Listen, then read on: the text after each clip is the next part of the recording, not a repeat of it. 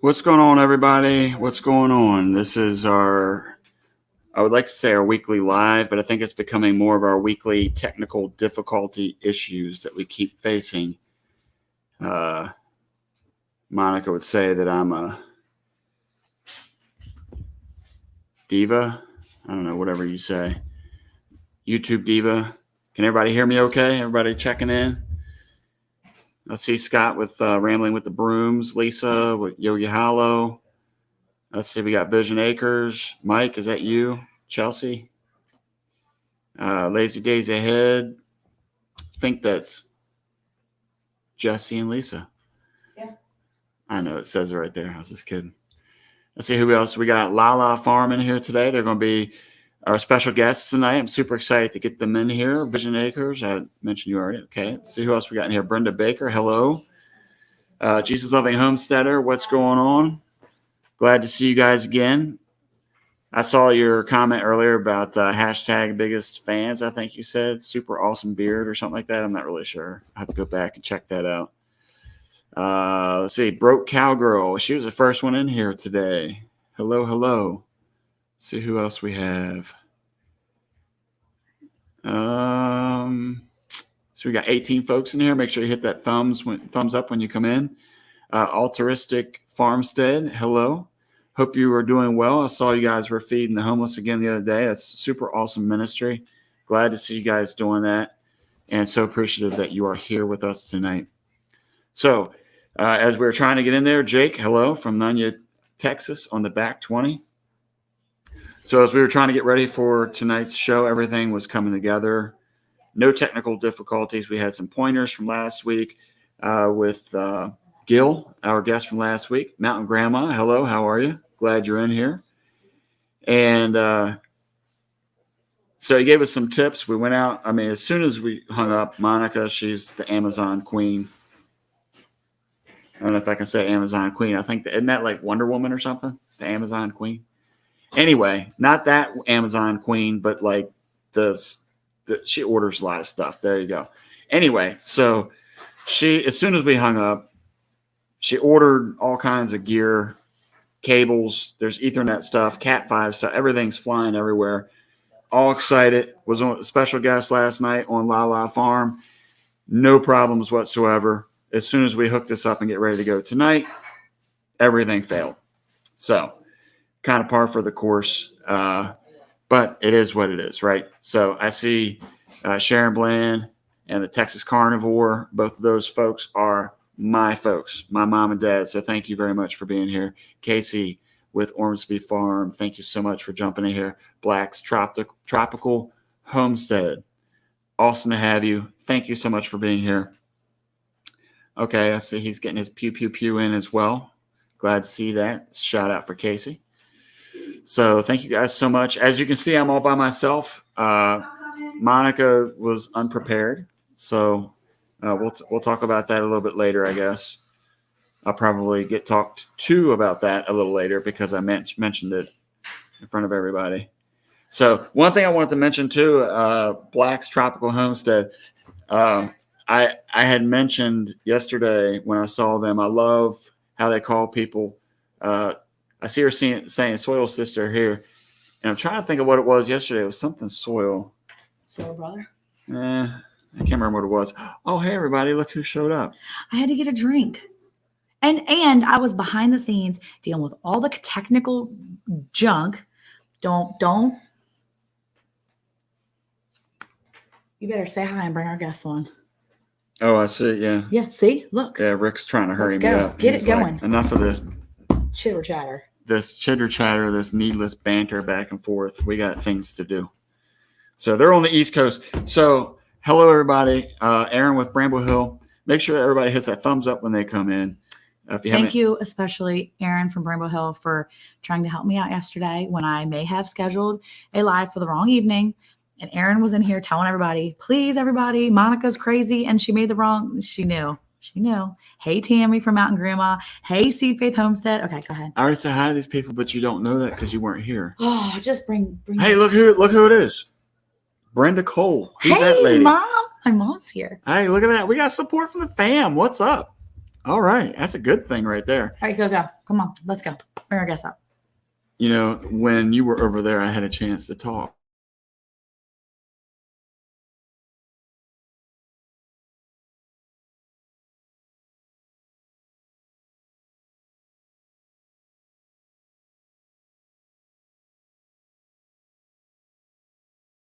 The Wi-Fi off, please. My technical solutions apparently didn't work. Okay, it's no big deal. It'll be fine. Look, we got bars again. It's good. Okay. Life is going to be fine.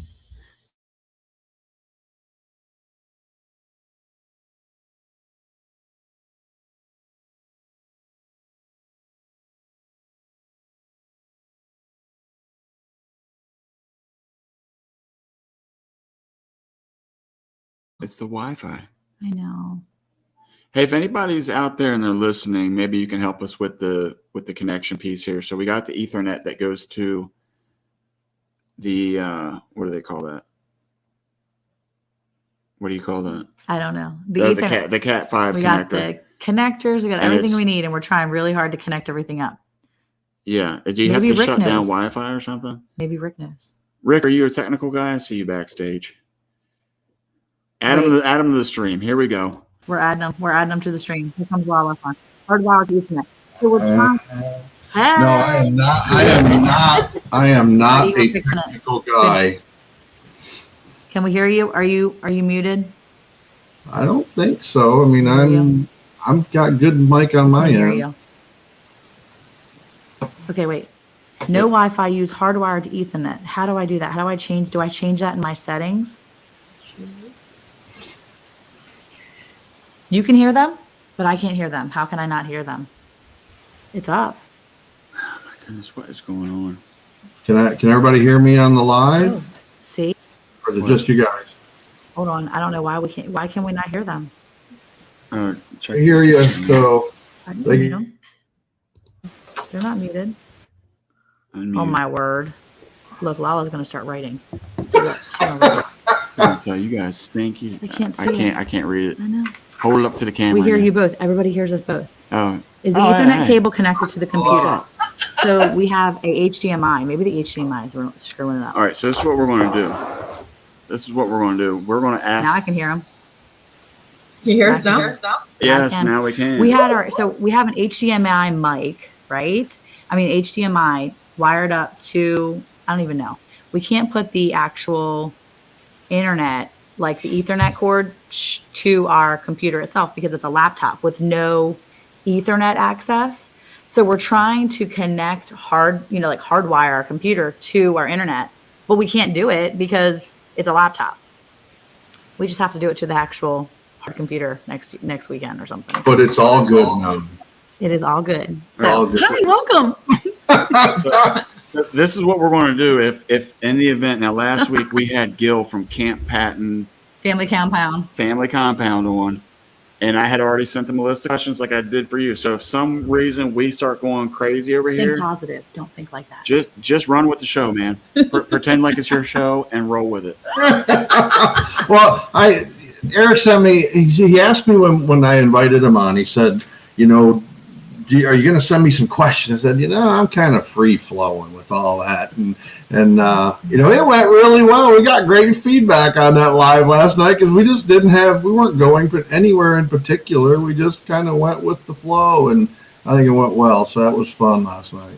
Yeah. Well, maybe we should just redo that, and we can start with how all the compliments about my beard. So go ahead. I'm listening.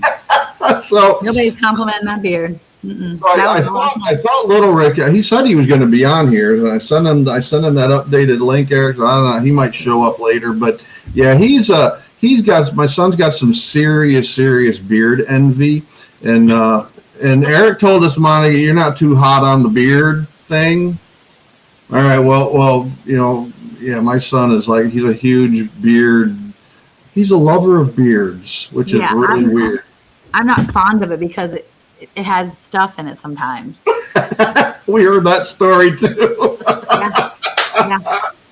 I don't know what to say. Vision Acre says I need a dongle or dongle. I don't even know what a dongle is.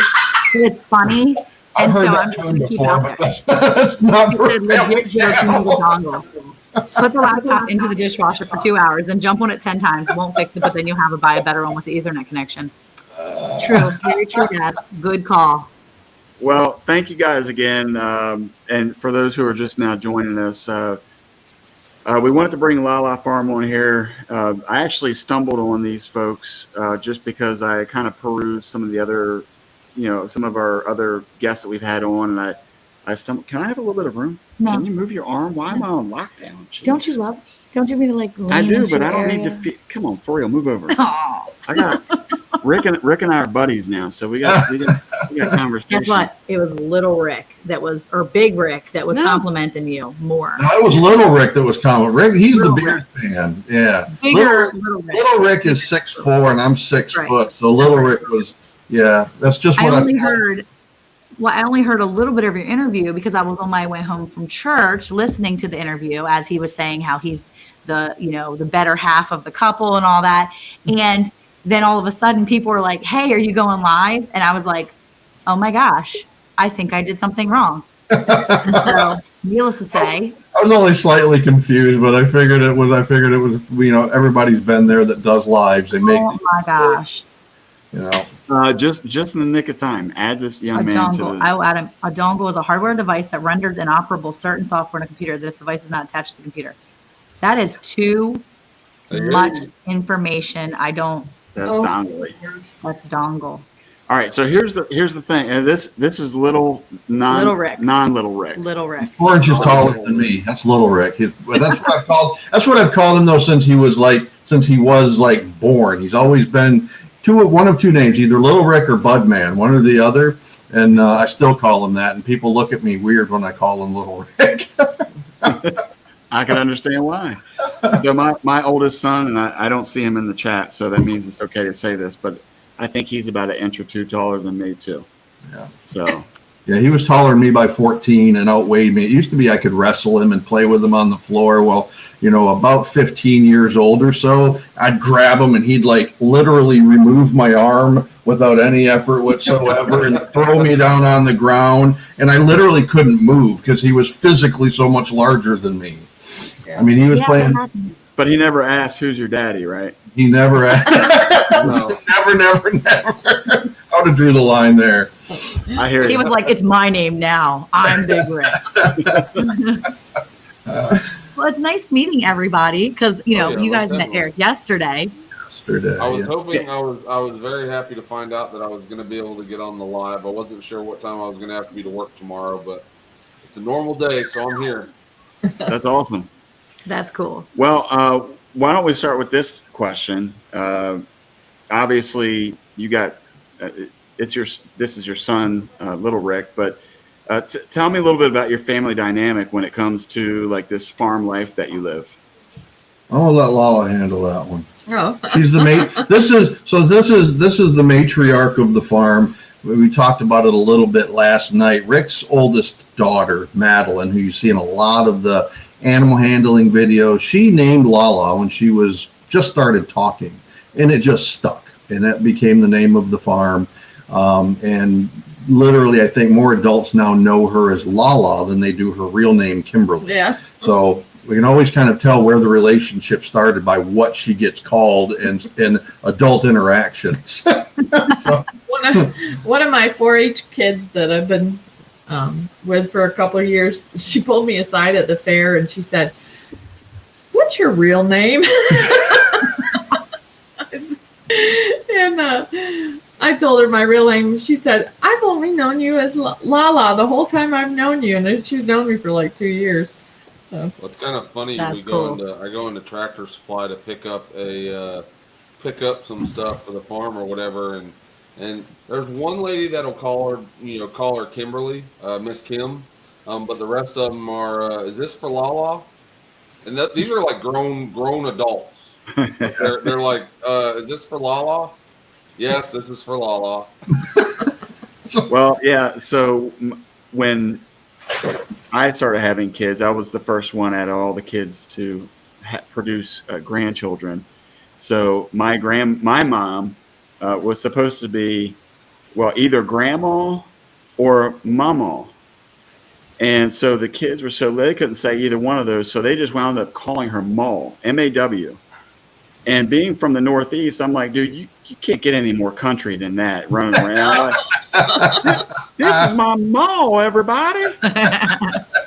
So it kind of stuck, and it's kind of funny because friends, older friends, that when they started having kids, their kids started referring to her as Maw as well.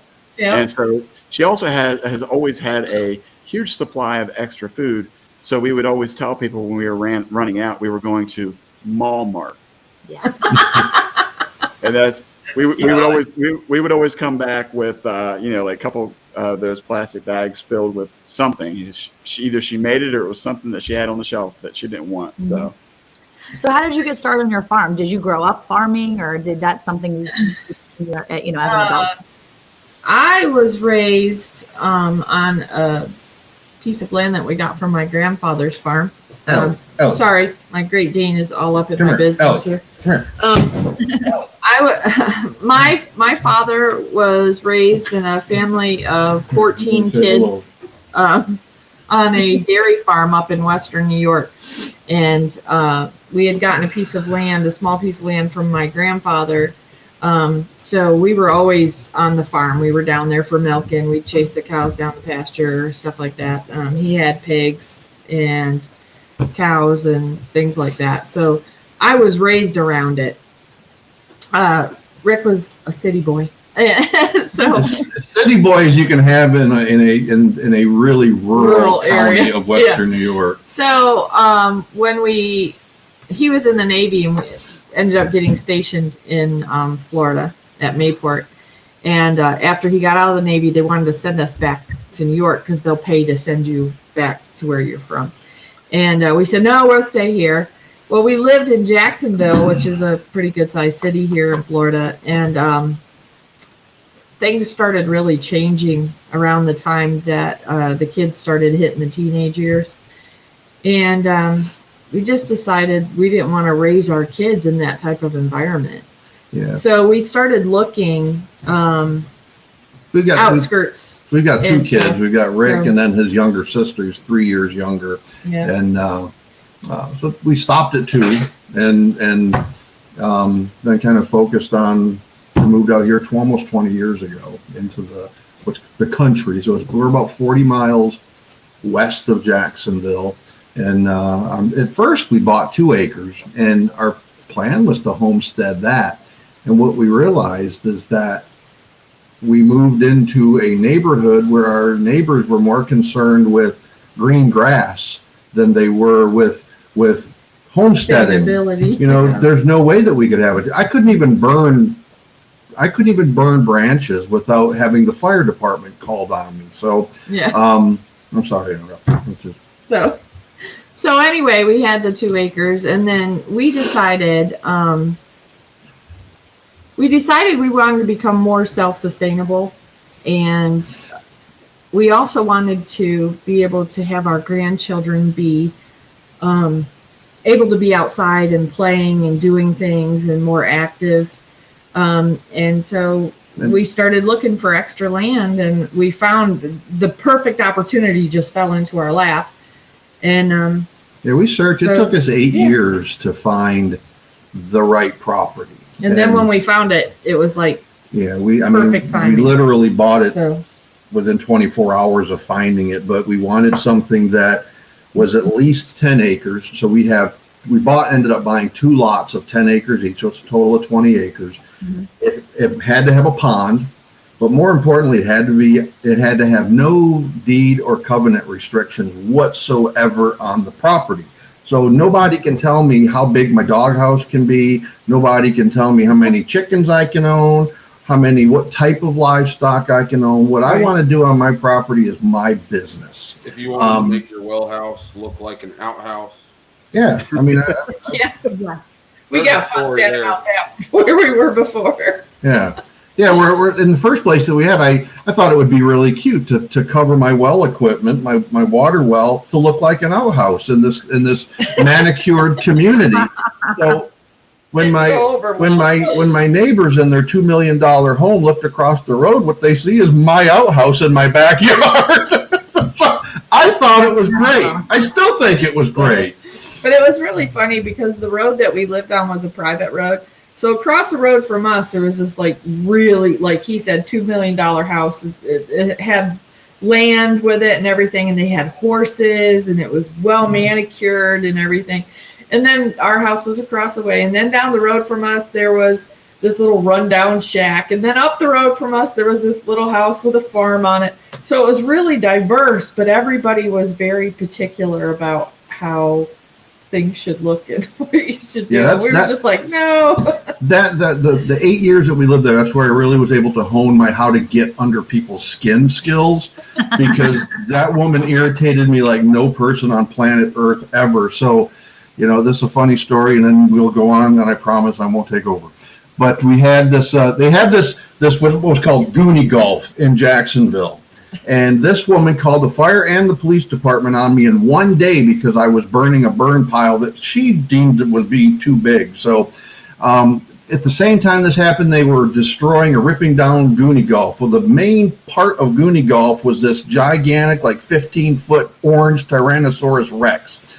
Now, I thought this Tyrannosaurus Rex was made out of fiberglass, and they were just going to throw it away. So I literally stopped by the construction site with the sole purpose of seeing if I could load that Tyrannosaurus Rex onto my trailer, take it home, and put it at the foot of my driveway to stare into her side window. Oh my goodness. It was made of concrete, and I couldn't move it. So He was so disappointed. I was really disappointed. So then I was going to get this gigantic chicken. Kimberly stopped me. So He wanted this gigantic chicken that was painted rainbow it colors. was like 12 foot tall. It was huge. He wanted that to put out in the yard so it could stare Just right staring at at our woman's house. window. So I had to settle for the next best thing, which was to burn my pile. I kept feeding my pile. She'd come out, she'd gripe at me every single morning. Brought wood home to Yeah, put I was taking wood from other people's property to bring it home to burn it, and that pile burned for about 6 solid weeks, day and night. And so She come by and she said, I don't understand why he's being this way. Why has he got to be so mean? she finally moved, and I won. Well, she divorced her husband and left, so it had nothing to do with him. So, all Sounds like right. two guys won. What's your next question? Oh my God. Well, we live in a community too where there's rules and restrictions. When we first got here, we had some rules on our house which we didn't know about, because in Maryland it was a lot different. And so we went to our title company and we had some of those restrictions lifted off of our title, off of our deed. So we actually had those restrictions removed from our deed, had them completely gone. So our deed has been kind of redone, if you will. So we don't have the same restrictions on our deed work that they do maybe 2 houses down. And so last night, one of our pigs got out, which they're not supposed to have pigs in this community. Well, we have pigs. I keep it on the hush, right? I don't like advertise that I got pigs around here. Well, last night, one of our pigs is out in the yard, and I'm like, I don't know where he went. Eric can't find him. Luke can't find him, my older son. I'm like, y'all, I am not putting on the Nextdoor app, the community apps. Hey, everybody. I know we're not supposed to have pigs in this community, but anyway, I can. It's legal. Don't sue me. But my pig is gone. Could you guys help me find him? Anybody see my pig? In my mind, I'm like, how am I going to put this on our app? Like, how am I going to find my pig if he got through the fence somehow and he's gone? Thankfully, he was a ninja, and Luke thinks he time traveled somewhere and came back, and it was all good. But I feel like I wasn't going to put that on the app. I was like, a lost dog, lost cat, maybe. Not the lost pig. Well, maybe you could have put like lost dog that looks like a pig. Lost Lost dog pig area. that identifies.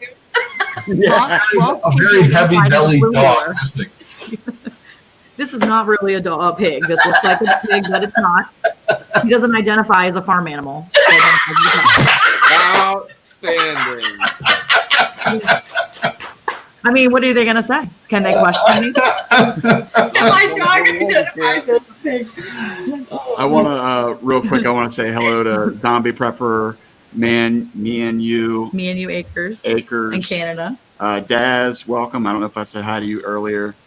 Zombie Prepper. Let's see, Modest Moon Gazer. Good team. Let's see. Oh, Ninja Pig. Ninja Pig's in here. Mountain Grandma's in here. You said hi to her earlier. They all kinds of go and talking about stuff. This is good. Yeah. So yeah, that was the talk last night. Was that the pig did some kind of like I don't know. He watched some kind of like X-Men or Yeah, we don't know what happened. Marvel. Something was going on where he thought that the pig Doctor Strange. time Yeah. traveled, and then they even said Yeah. that this was the future unbutchered pig coming back to warn the other pig. I don't know. It was weird. Yeah, no. One of the kids said his name's Peter. Okay, so when he was really little, his ear looked like it was going to fall off. So yeah, so my son named him Peter because Peter in the Bible chopped off the centurion's ear, and he said that because this pig looked like he should have died. But God saved him, and we nursed this little pig with a wonky ear back to health. He is literally the fattest pig out of all three of our babies. Our Peter Also, massive. the pig that was blind for a little while.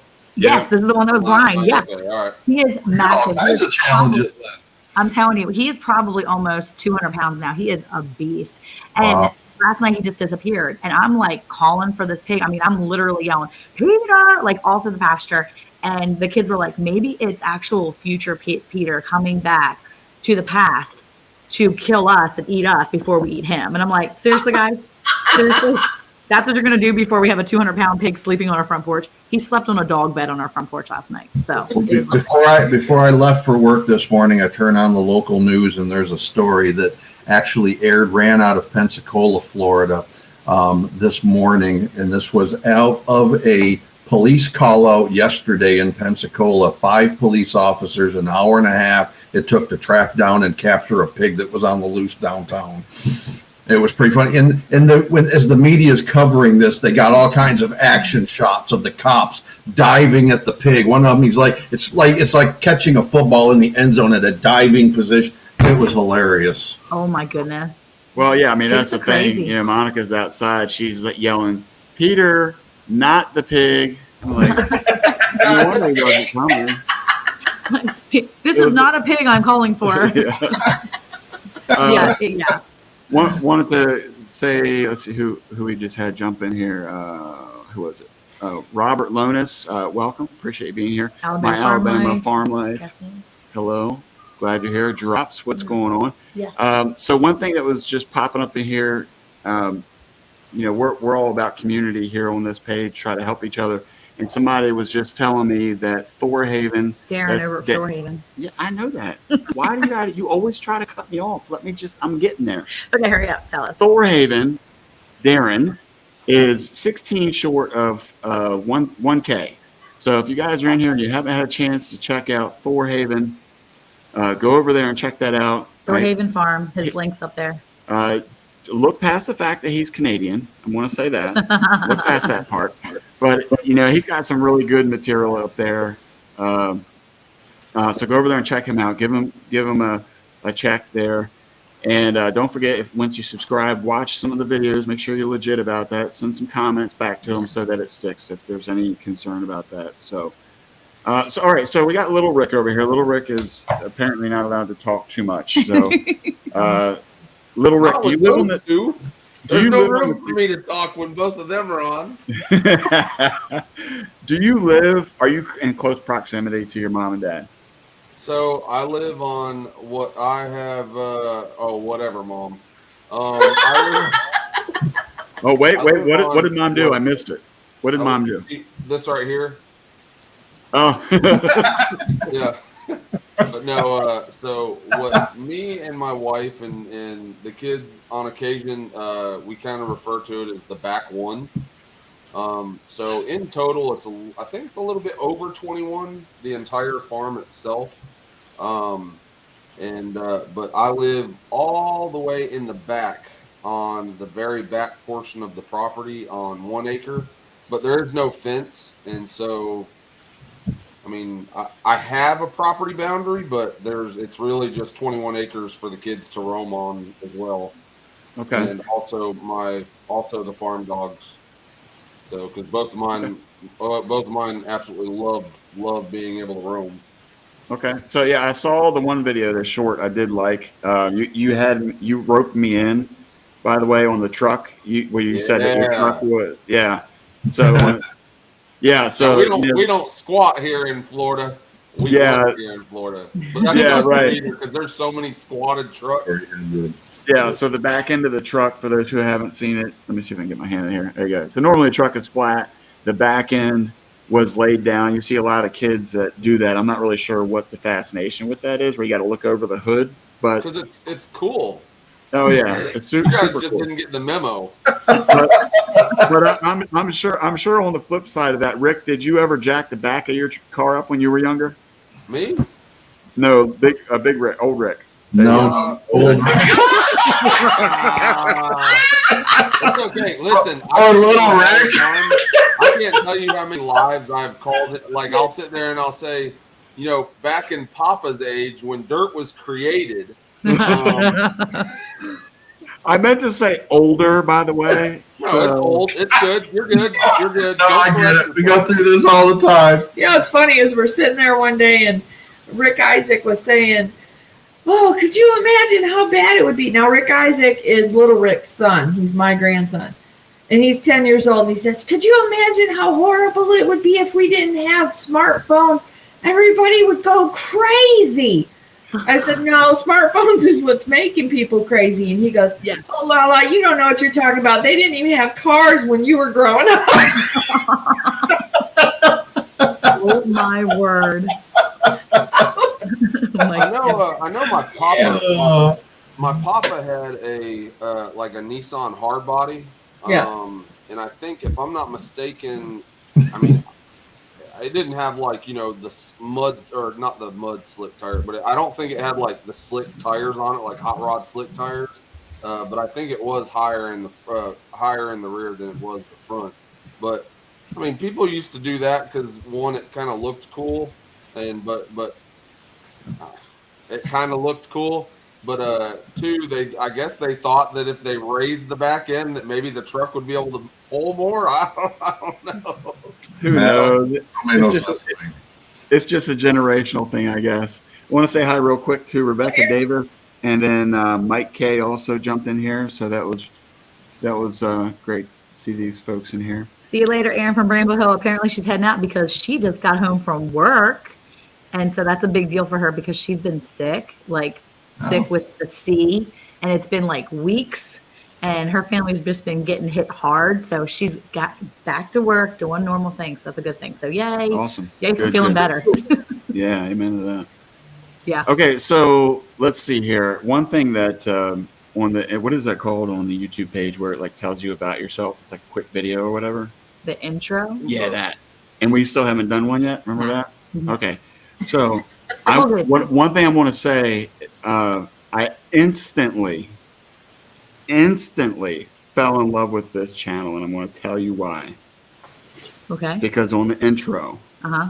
it was very clear that Lala hates chickens. So that's what you have in common. That was the teaser last night. That's the teaser. I wanted to tell because here's the thing. And look, this chat's gonna blow up right now because people love chickens. Everybody wants to have chickens. You're gonna kill Chelsea is gonna lose her mind in a second. I lose my mind when I see the chickens. Chelsea, I lose my mind. Don't listen to him. I was trying to hurry up and get in here to do this live, and there's things falling apart, not falling apart, but like tipping over out in the barn. And my one son was like, "Dad, that skunk that we've been looking for, I think it's back there because I see fencing tipping over." I'm like, "It's not that. It's the stupid chickens that we have absolutely no control over. They're everywhere. They're out of control. And they poop everywhere. Yeah. Yes, they do. Everywhere.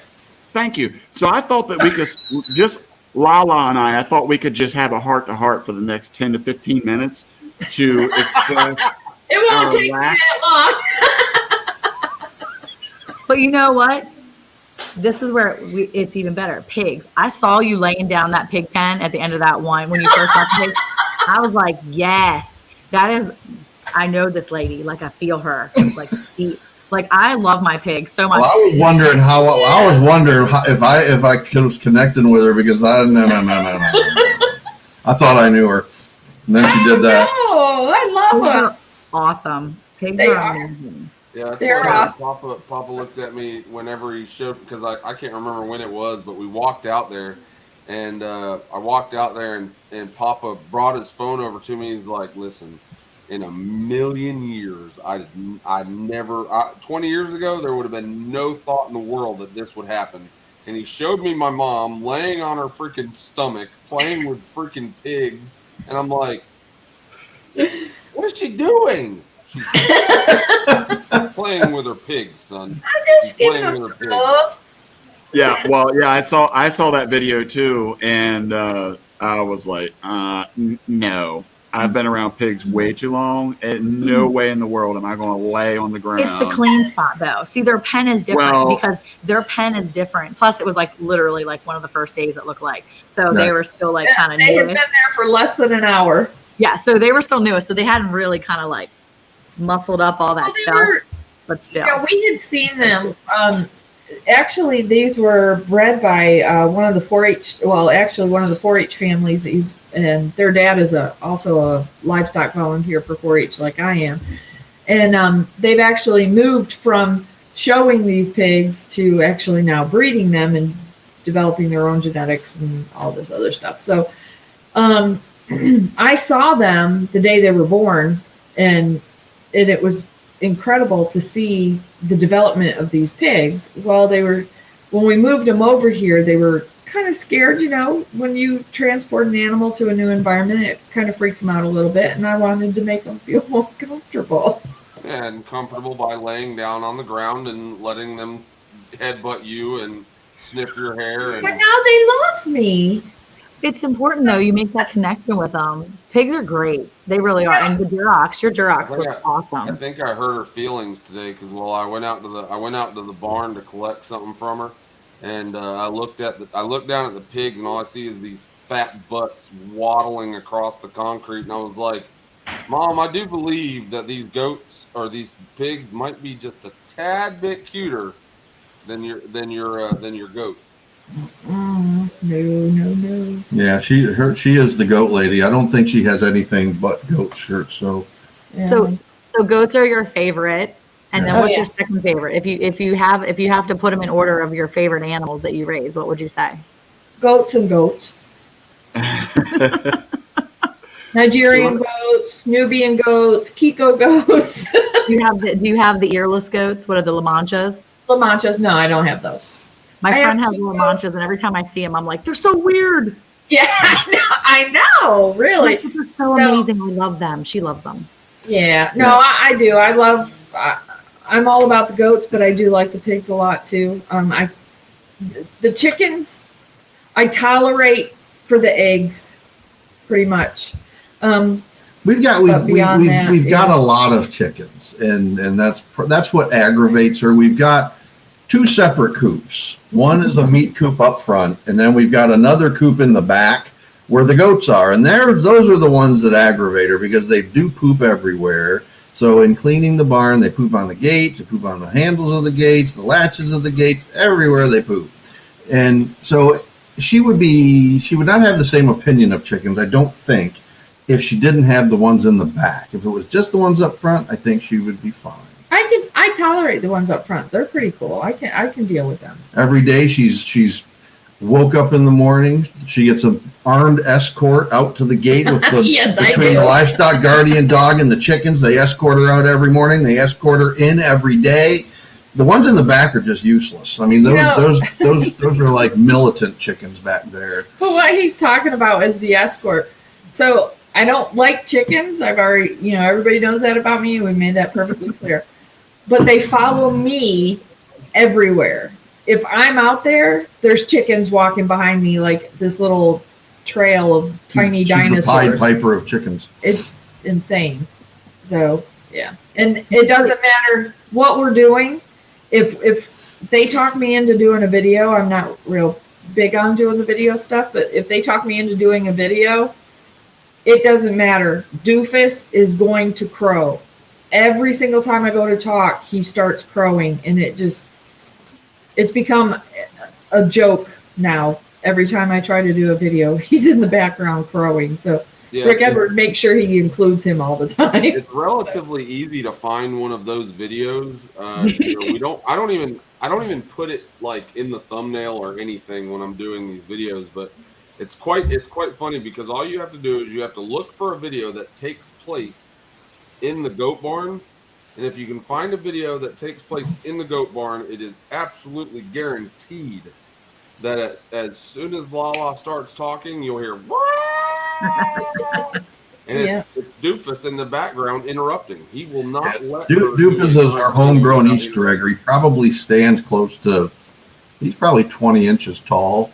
he's a big roo, and he rules over the barn in the back. So I enjoy the chickens. She enjoys the goats.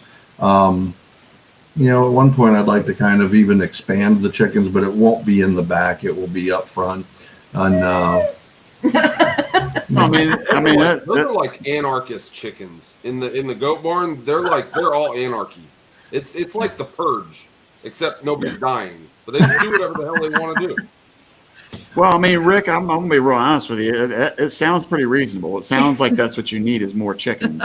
You know what? You even tried to get a fake chicken to irritate your neighbor. I mean, at some point in time, we have to address the fact that it may actually be an addiction. You know what?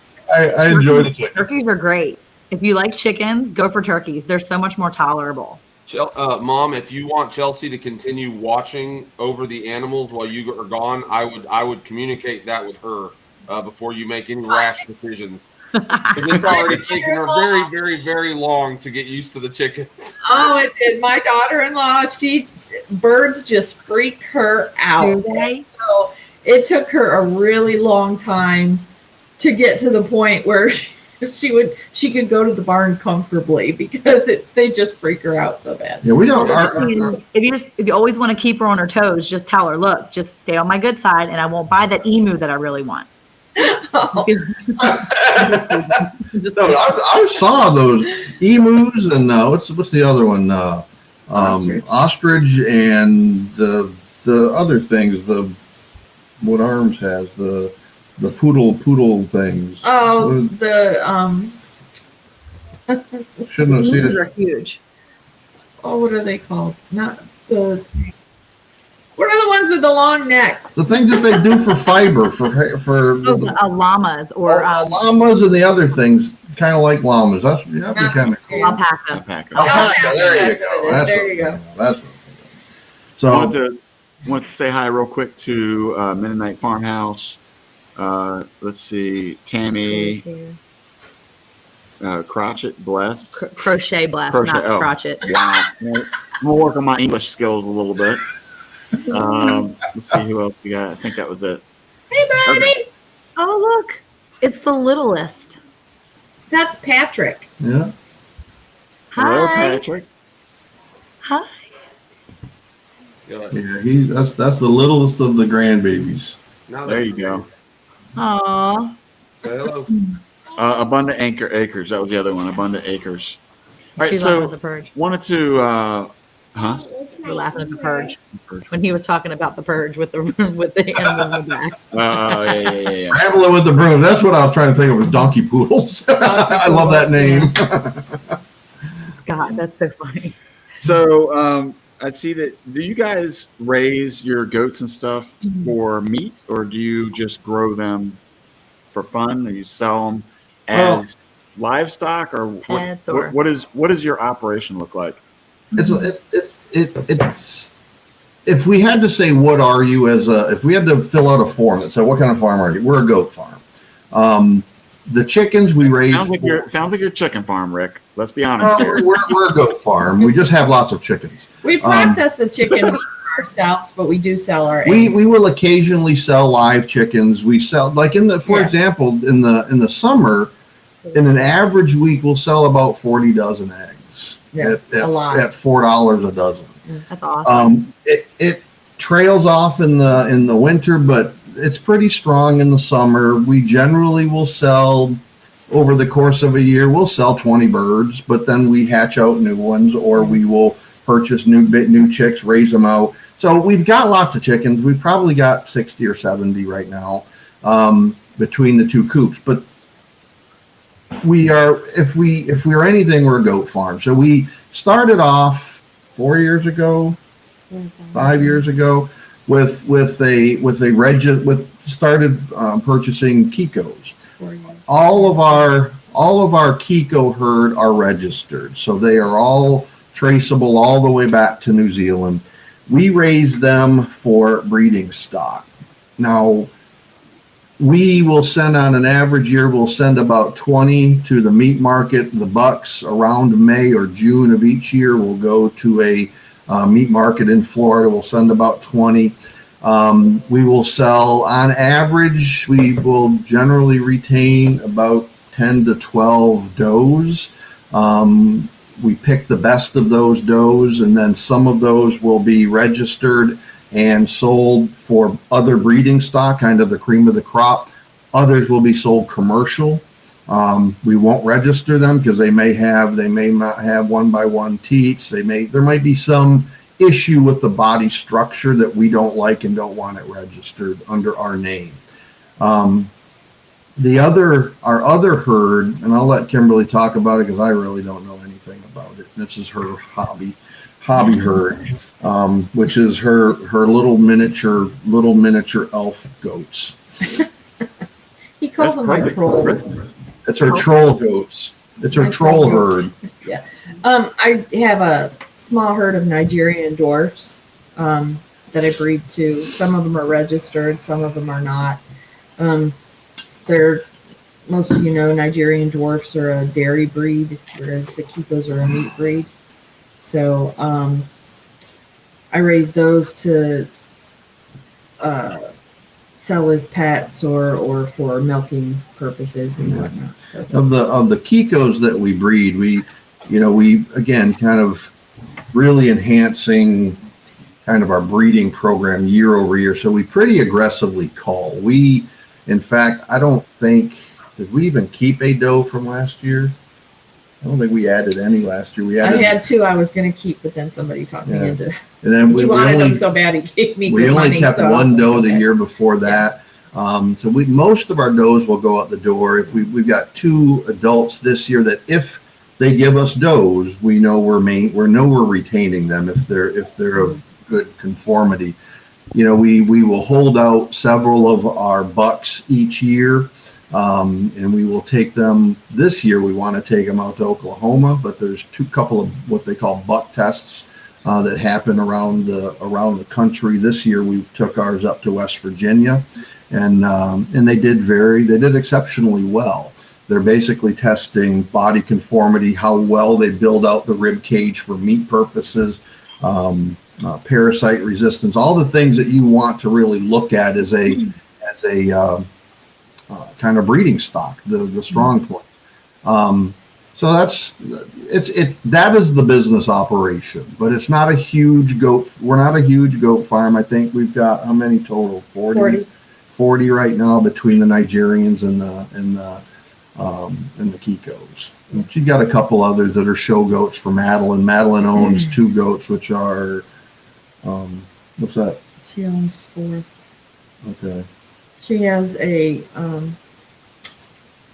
boar goat for show. She has a Nubian for show, and then she has a Kiko boar cross that she kept from one of her show goats, just for breeding purposes. And then she has a Nigerian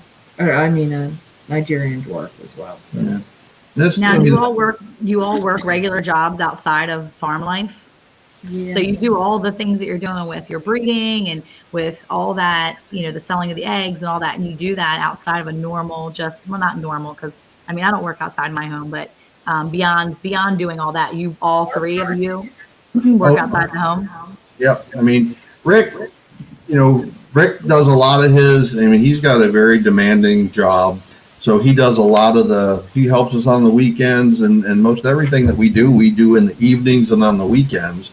Eggs, we'll sell some out of the home, but it's kind of funny. I've got a regular office type job, and when you walk out of my door and you go across the office complex to the next door, right across from me is a dentist.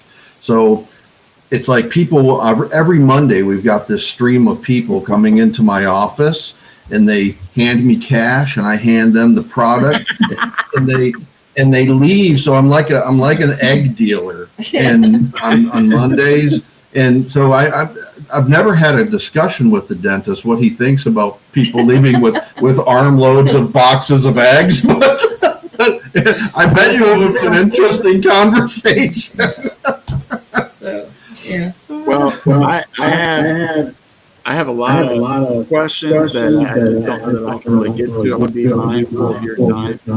No, you're fine. We're good. You're fine. We got. Well, Let's say, I keep it for another hour and a half. not that long. What's another question? Go ahead. You know, you had one question on here, Eric, that was really kind of, a couple of them. One of them dealt with self-sufficiency, and can we? That's one that I think would be a good one to chat about. So, and I've been asked that question a lot, and Kimberly kind of brought it up earlier. That was really what drove us, to move. Number one, I think we moved over here in 2004. So, going on 20 years, I think, or maybe 2003, something like that. But it was to really become. It was 2003.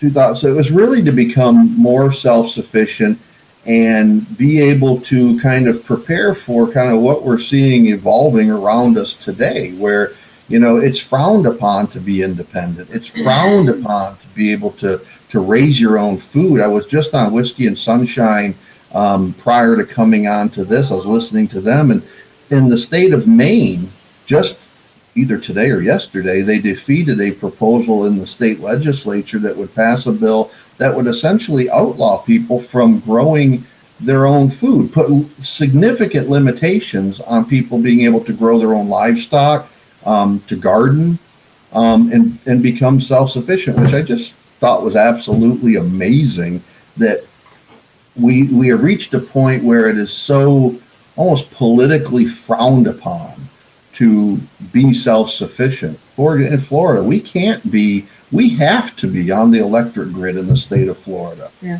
It's a state law. We can't be off the grid. You have to be connected to the electrical system to build a house. Now you can have solar, which is just astounding to me. So our goal was to be as self-sufficient as we could.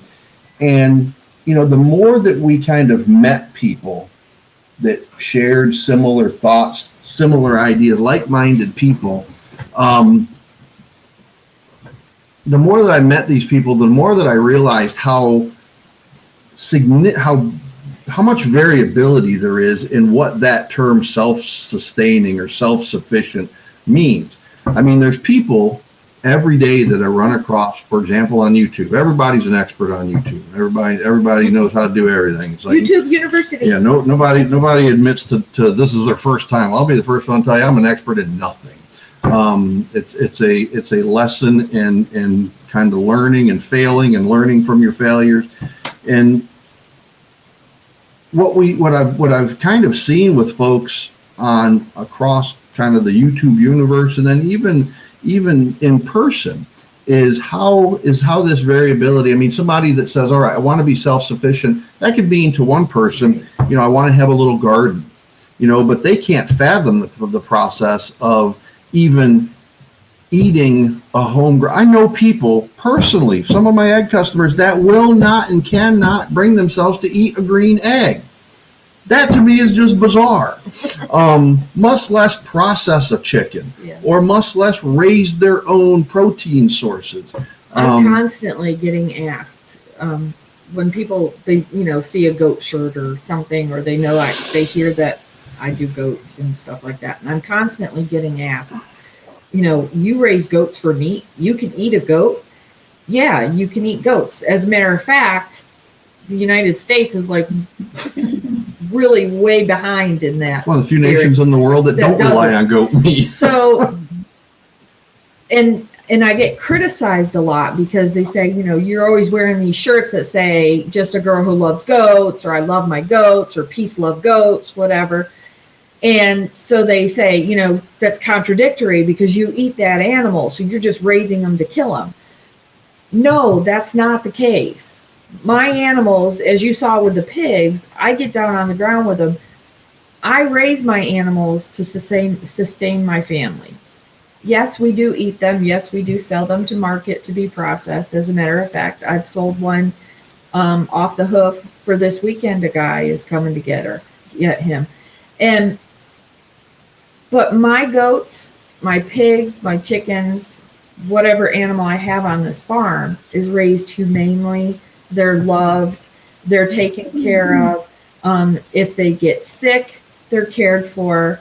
They get attention all the time. All my animals have names. I'm very affectionate with them. We say here on the farm, the worst day of their life is their last day. And we even try to make that as easy for them as possible. And I can tell you, my grandchildren, all 5 of my grandkids know where their food comes from. And it isn't Winn-Dixie or Walmart or Publix or Piggly Wiggly. They know where their meat, their eggs, their milk, they know where that comes from. And they know that, it's almost like a lot of adults can't make that connection between an animal gave his life for you to eat that quarter pounder or for you to eat that Whopper and then eat half of it and throw it into the dumpster. I mean, that, to me, that is just, I can get on a soapbox all day long with this. So, No, it's kind of like I was saying yesterday when we were talking about the pigs and how Madeline and Rick Isaac now are. We're trying to get Rick Isaac's wheels turning. He's one of those kids that it's hard to concentrate on one thing for very long.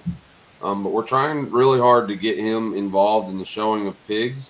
And they both have, like Lala said, every animal has a name, regardless of what his. Except not all the chickens. Not all the chickens. Not all the chickens. But all of the larger breed animals, they all have names, and regardless of what their ultimate end game of that animal is, and I explained it to my son the other day. I mean, enjoy this pig, give it lots of love, enjoy it while it's here, but at the end of the day, he's going in the freezer, and all 3 of, even Patrick, for when we did our when we did the dispatching of some Cornish crosses last year, or maybe this year, I can't remember exactly, but I think it was last year, when we dispatched a group of Cornish crosses. At the time, Patrick was 3 years old, and he was out there doing it with us, and he knew exactly where those birds were going once we got done cleaning them and all that kind of stuff. And so I also want to say that I love the comments, like in y'all's community, the people that are in this, a lot of them are also in our community, but I just want to say I love these comments. A lot of them are like, pro small government, and it makes me feel good that people aren't blind. So yeah, well, I think that's the big piece that we try to push here as far as the community, and I think a lot of times that's important for people. I know for Monica and I, when we first started processing animals, we felt kind of weird about doing it because there was such a disconnect, and even with our kids, I mean, so we have 8 kids, and when we first processed our first batch, we had 7, and we're looking at our kids watching us butcher these animals, and the only thing we could think of was like we were creating the next serial killer by the fact that they were watching us do this.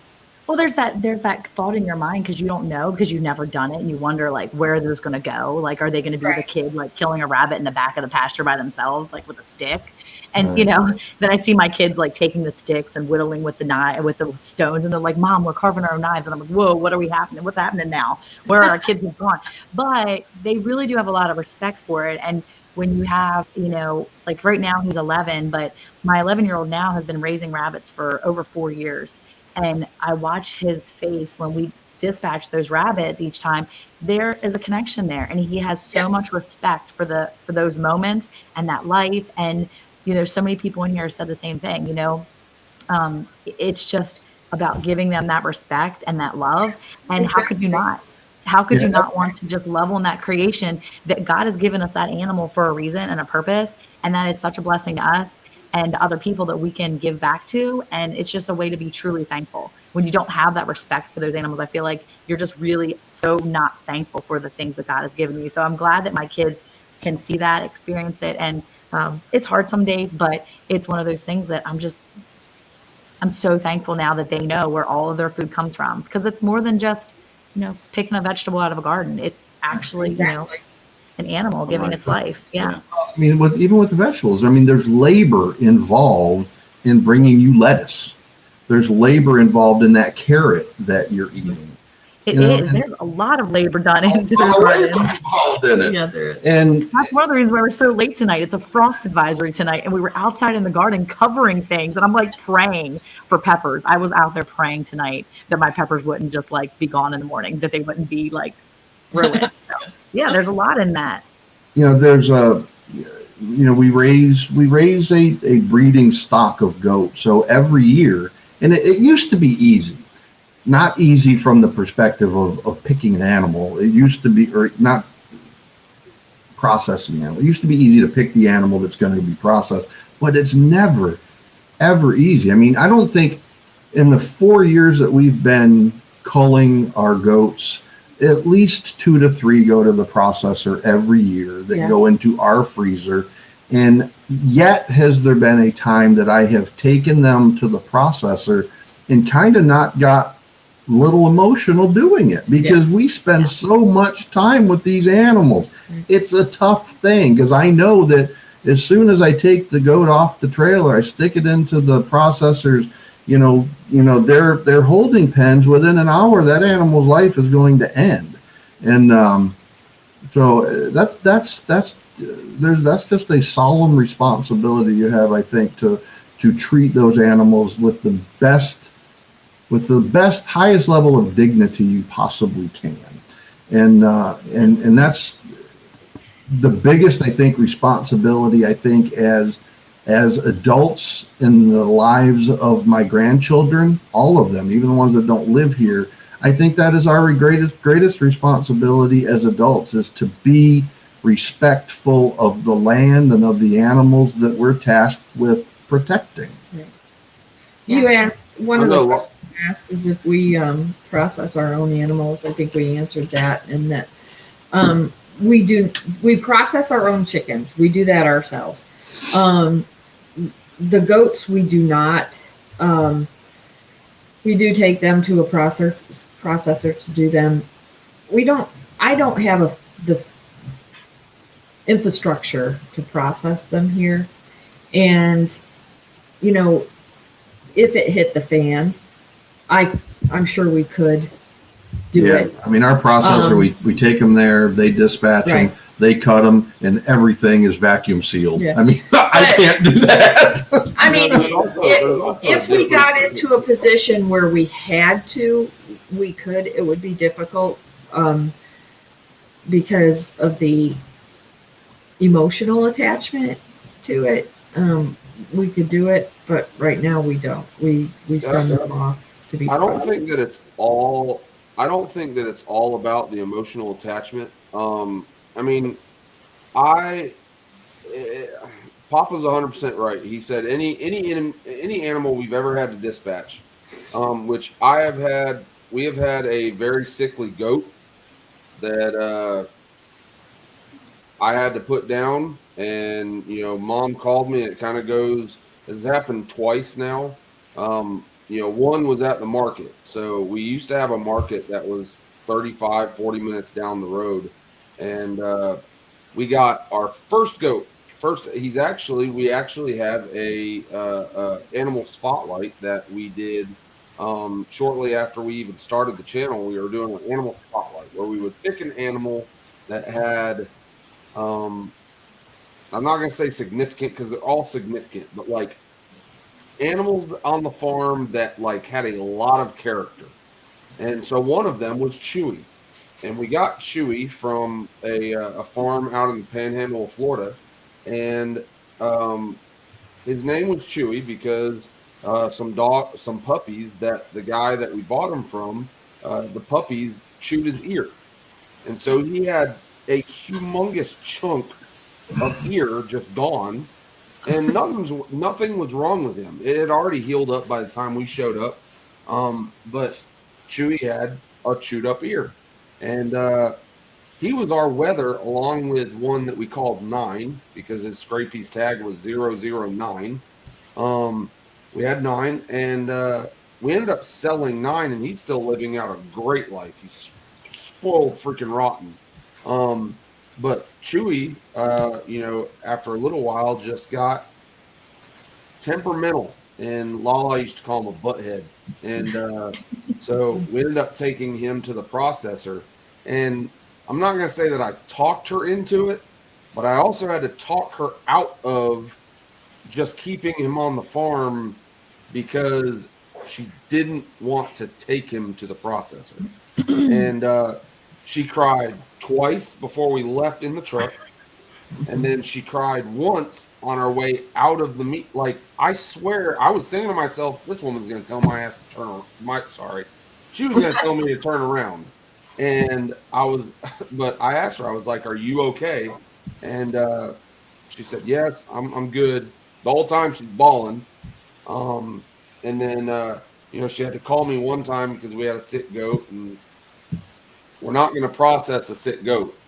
And so at that point, I had to do what I had to do. But again, it was really, really hard. And it kind of goes to show, and Papa's had to dispatch a number of chickens because we free range our chickens and pasture raise our chickens. They're open to snakes. They're open to hawks. And so we've gone out and, we'll go out there and a hawk's almost missing, or a chicken's almost missing an entire wing. Or we have a chicken that won't stand up because they've probably gotten bit by a snake. And again, at that point, you're not going to process them, but you also at the same time don't want them sitting out there suffering. And so the best thing that you can is dispatch them. And it's never easy. Ever. So. Yeah. Let's move on to a happier topic. Yeah, please. Well, I really want to be diligent about your guys' time. We do have some other business that we've got to make sure that we cover tonight. We have visitors we here. we have another visitor that's going to pop up here shortly. Well, they're not coming up this way. They're going to come in on the actual live at our house because we have visitors. We have family in from Maryland. Oh, wow. Oh, wow. That's awesome. Tomorrow is Eric's birthday. Well, happy pre-birthday. Thank That's you. awesome. Appreciate it. Well, this has been a blast, Eric. I really appreciate you reaching out to us, and we've kind of begun looking at some of your older content and really kind of have enjoyed that. So, I appreciate you coming on last night, and this has been fun. Meeting you, Monica, that was fun. Thank you so much for coming on here. Sorry about all the weirdness in the beginning with all the confusion with the Wi-Fi. It brings out the diva in Eric too. So he's like, I'm like, it's okay. It's going to be okay. I think I know. Well, that's because she's over there getting drinks instead of paying attention to what's going on over I there. had to get a drink. On that note, Monica, before I kick out, I need to. Can I ask you a favor? Yeah, Can I borrow Eric for a minute? go for it. Can I see your beard one more time? Oh my gosh, Well, I'm not touching it. I'm like, don't make me touch it. Thank you, Monica. Appreciate it. Thank you so much. Thank you guys so much for coming on. This was so much fun. Thank you guys so much. Appreciate it. If you guys haven't checked out Lala Farm, please go do that because they are amazing and it's so fun to watch their videos. And I'm still going back and watching more videos as I kind of binge watch all the people that I find, and all of a sudden I'm like binge watching them. And then I'm telling Eric, did you know this about such and such? And he's like, no, I imagine you're binging their channel now. And I'm like, yes, it's amazing. So yeah, your channel is one of the ones I've been binging. Well, thank y'all so much. This has been a blast. And we'll stay in touch. Awesome. Yeah, for sure. Look forward to it. Thank you guys. See ya. Bye-bye. Bye, guys. Thank you guys. All right, don't remove us. No. Okay. Okay. So we're can here. everybody still hear us? Because last time we switched over, we I had know it was bad. issues. Can you hear us still? Can you hear us still? Tell me if we're good. Give us a thumbs up. If And I'm you- gonna scoot off to the side for a second. Oh, look, Monica's going to leave again. That means I get a chance to talk. Oh my word! I'm not leaving. Oh. I'm gonna scoot over so your We'll- BFFFF we'll- can come in here in a second. We'll bring him in He's in a minute. coming in. Oh, we'll he's bring him in excited. in a minute. We got a couple pieces of business. What things? Oh yeah, thank you, Hickory Croft. What is it?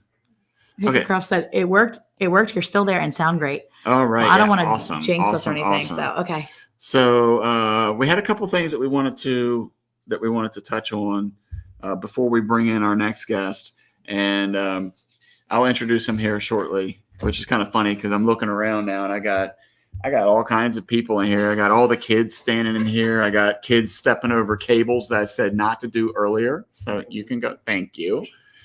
It's funny because behind the camera is like a whole bunch of stuff. It's you would think we're in like a professional studio or something with all these cables and Then all none of that them work. stuff.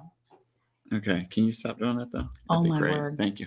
Okay, so before we get into that too much, let me see what did I want to pop up here. I don't know. Okay, I so don't want to talk about this yet. you don't want to talk about this yet? No, What do you mean you don't want it's to gonna talk be a about that? video. Let's don't talk about it yet. What are you talking about? Video. Stay That makes tuned. no sense. Simply Jane, hello, how are you? Hey, Caleb. Oh, Caleb's excited. Yep, Sharon. Sharon. We Everybody says sound good to me. Hickory Croft. Hickory Croft, Sweeney's Creek Whoop jumped in whoop, the here. star of the show. Nathan said the star of the show. Who? Nathan said the star of the show is coming. Living a Rogue Life. What's going on? So glad to see you in here again tonight. So you just want me to take the list that I had, and then you just want to like what? Toss it. Well, you have our banners that you have up. Just go to the next thing. Don't do this one right now. What is that? Same thing as that? We're gonna do well. I'm not doing any of these yet. We're not talking about them. Well, I don't understand what. Okay, this is why you're supposed to actually talk to me about what we're I doing. did. I just don't want to talk about the other stuff right now too, because we're going to do a couple of those things later. So Oh, anyway, see right there, he's already pulled it support up. local business. We are. So we are Okay. going to support local. Go ahead and talk about support Yeah, local I'm going business. to. Thank you, Mike. I'm glad you're in here to support me. I just don't like the because- banners. They're dumb sometimes, but okay. Do your banner. It's fine. Oh my goodness. You want? Hey, now you know who the diva is for real. Okay. Oh my goodness. Okay. Yes, Tammy, So- our house is hilarious. One of the things I wanted to talk about was supporting local business. We're getting into that holiday season now because it's November. Mhm. Now, I was at work this week. I want to show you something super cool. This guy walked up to me, and I've said this before that it's pretty cool when people walk up and they have obviously watched your channel, and then especially when you do lives, because our lives are 2 hours. So there's a lot of information in there. Mhm. And then there's maybe half information. The other half is just needless banter going back and forth, is what I would say. Would you agree with that? Our banter is Oh, never you're needless. texting? You don't want to pay Our attention? banter is never needless. It is always Okay. very important. Anyway, so this gentleman walked up to me, and he handed me a mug. Look at this mug, guys. Let me see if I can put it in there. There you go. Look at that. That's the logo that's on the front of our shirts. You can see it here on my shirt. And then on the back it says PLR, and then it's small business, big heart, connecting lives, one family at a time. This has been our That's been our little logo. logo Our business card. for many, many years. And it has his name on the side. Yeah, this gentleman did an awesome job. And So cool. And it was one of the things that we've been talking about anyway, about supporting local businesses. And so what I wanted to say is that, there's so many people in here that I know of that sell products, whether it's on Etsy, Amazon, through your merch site. There's so much stuff that we wanted to make sure that we highlighted that. So if you have something that you would like for us to highlight, send it to us. I can't buy all of it, but I'm going to be more than happy to sample it. If you need me to sample it, you want me to give you some feedback, I'll give that to you. If you just want me to show it to you, I'll show it. Every week, and I can't say this enough, that you guys are so supportive of us, because almost every live has hit over 200 views, and it's just amazing. It's just such great support. But when this guy gave me this mug, the first thing I asked him was, do you advertise on Instagram or on Facebook or something like that? And he said no. And so, you have products out there that maybe people just don't know about. You guys should be getting it out there. You don't have to send it to us, but I'm just saying, send us your links if you have stuff. So here's the thing. This is Christmas season. I told Eric I didn't want to talk about it because I want to do a quick video. It's going to come out next week probably. And it's going to be just a quick video where I'm showing you some of the things that I've done, some of the places that I've supported that are local. The thing is that anytime you purchase from a small business, a local business or a small business, a direct sales lady or a direct sales guy, whatever you're doing, when you're supporting your YouTube, your Instagram, your Facebook, your local community, or your community that you're in, when it's a small business, you're supporting that family. You're not supporting big old Wally World out there. You're not supporting, Wally World, Walmart. You're not supporting all those places. Now I can hashtag Walmart in my live thing. Hashtag Walmart. Anyway, the thing is that you're not supporting those big places. I'm not saying it's not fine to do that, but what I'm saying is that you're supporting someone that is working hard at those products to make a living selling you those things. Exactly. The Ormsby Farms beard balm right now. Eric, do you put that in your beard? The beard oil? I have not yet. I have to understand what the beard balm is for. Versus the oil. Maybe we need some. We're not asking Casey. Casey, what's the difference between the balm and the oil? Where's Do you know? Celtic Roots? Where's Celtic Roots? Well, Vision Acres, Mike said he Come on, uses get it. up in here. Okay, so here's the thing. When you purchase from their people that you're really giving back to them in a way that just watching their videos doesn't do. I mean, giving your time in your videos is awesome. He says I smell like ombre. That's the name of it. But the thing is, that's what we have too. But the thing is that it really does do something special for them. Not only do you support their family sometimes with money, but it really does give you a boost of self-confidence that the things that you're putting out there are worthy of someone purchasing. And it's so awesome to see that people are buying your products. You've got people like Ormsby Farms that have soaps and candles that are amazing. You've got wonderful people like Alicia over at Country Mom and Musings that has stuff that she's made. She makes beeswax wraps before. I bought some.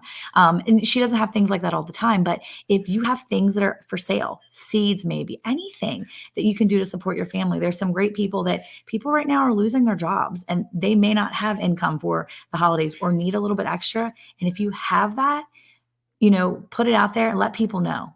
Tell people what you're doing so that we can support you, because I would rather give my money to an Etsy store this Christmas or a merch site to help out my friends in this community than I would to go to any of those big name stores, because honestly, I hate to shop at a big store anyway. I'd rather order online anytime. So that's kind of what I have to say. Balms have oils to moisturize, but it has wax for holding power. Oils hydrate beard and skin. Boom. What's up? Daz says beard balm. Psst. Chicken manure is where it's at for the long beard. Boom. Actually, it was not on board with that. It's actually. It's. All right, enough of that.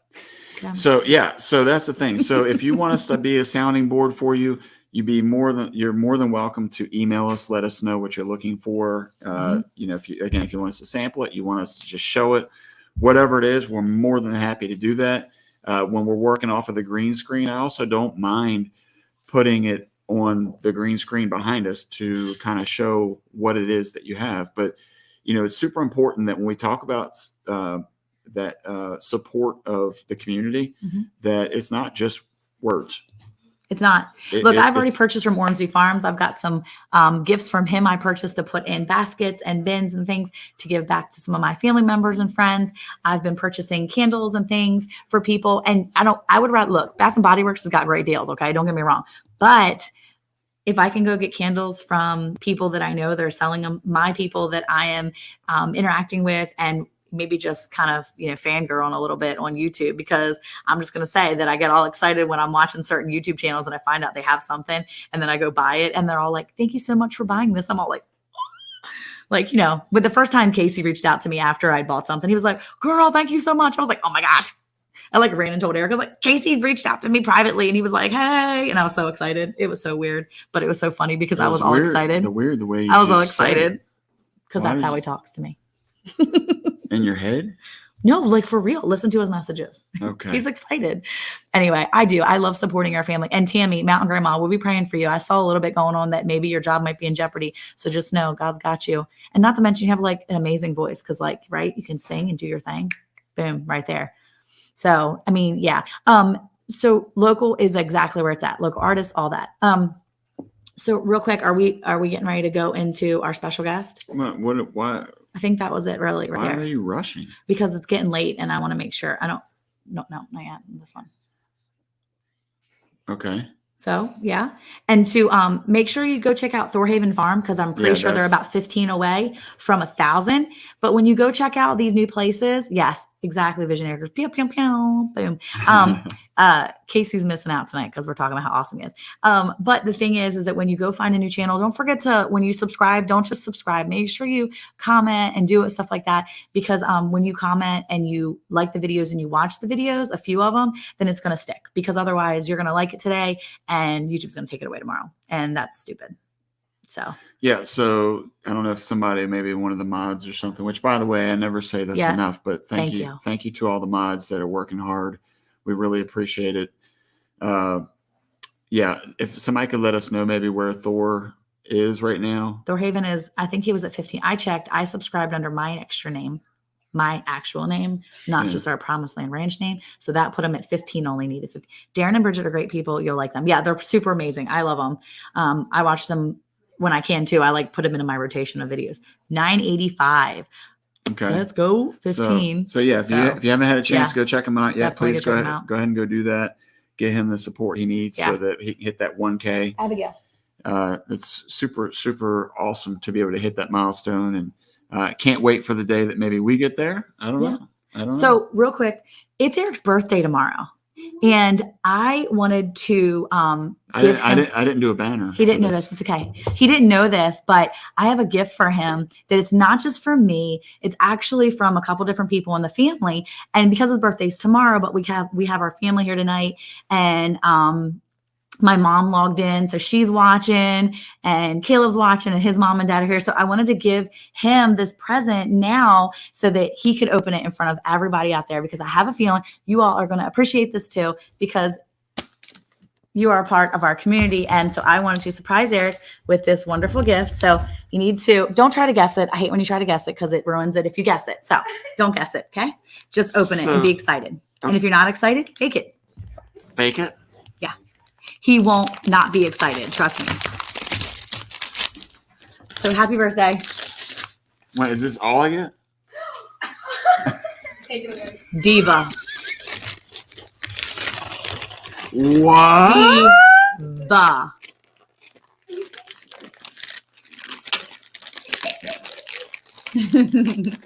Show everybody what it is. Tell everybody out there. It's a drone with a little carrying case and a card.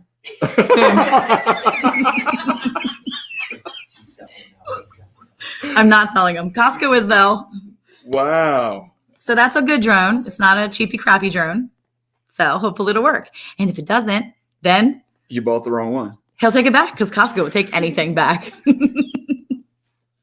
So that's his birthday present. Wow. Well, thank you. Who got this again? So my mom, my dad put money into it. My dad's watching too. My mom, my dad, his mom and dad, Caleb, our oldest son, Abigail, our daughter, and one of our other boys put some money into it as well. So yeah. And Luke.